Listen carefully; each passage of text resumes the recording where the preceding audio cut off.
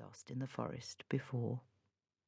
She lay back, her face upturned to the sky, wondering at the flocks of rooks that circled and cawed, and then she fell asleep.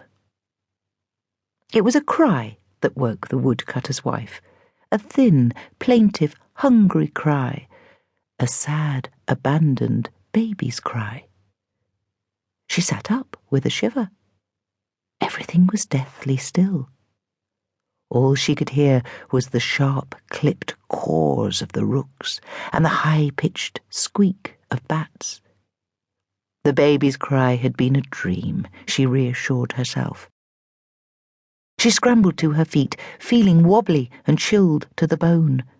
She scooped up her basket, ready to go home, when she saw a huge, rambling, shambling, prickly, thorny wall of brambles, positively glistening with the fattest, juiciest blackberries she had ever seen. The woodcutter's wife rushed forward. How could she have missed it?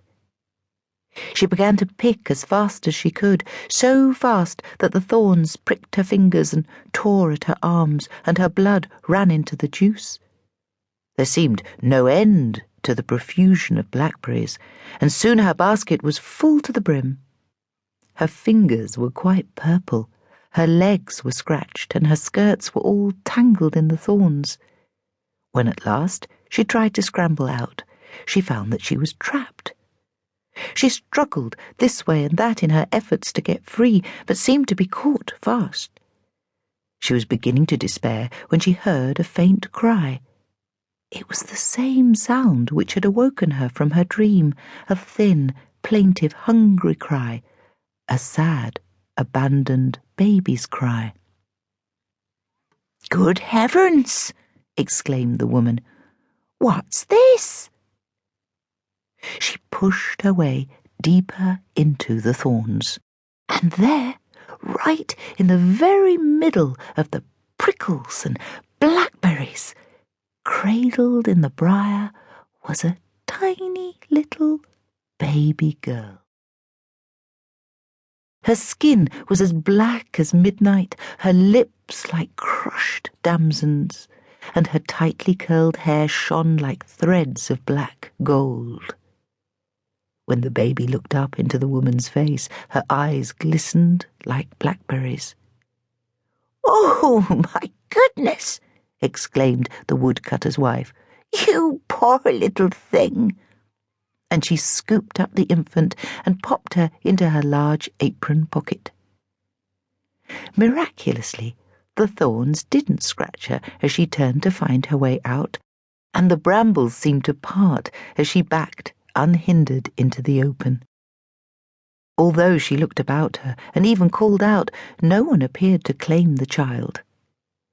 "Well, my little berry, I'll just have to take you home," she murmured. The woodcutter and his wife loved their foundling child and named her Blackberry Blue. The years went by, and Blackberry Blue grew into the most beautiful girl anyone had ever seen. The woodcutter enjoyed making wooden toys for his little daughter, and the woodcutter's wife loved plaiting her black curls and twisting them with acorns and leaves. And Blackberry Blue grew up the happiest of children, so loved and nurtured, becoming more lovely with every day that passed. Each year, the woodcutter's wife took Blackberry Blue back to the great bramble patch where she had found her, and, as if to say thank you, the brambly bush was always covered in blackberries, which they collected till their baskets were overflowing. Then they would go home and bake blackberry pies to sell in the market and take to the palace. Meanwhile, the sad king had indeed married again, and his second wife already had a son of her own called Wolf, who had also come to live with them in the palace. Although the new queen was certainly beautiful, the woodcutter's wife heard whispered gossip that she was a witch. Why did every room seem to grow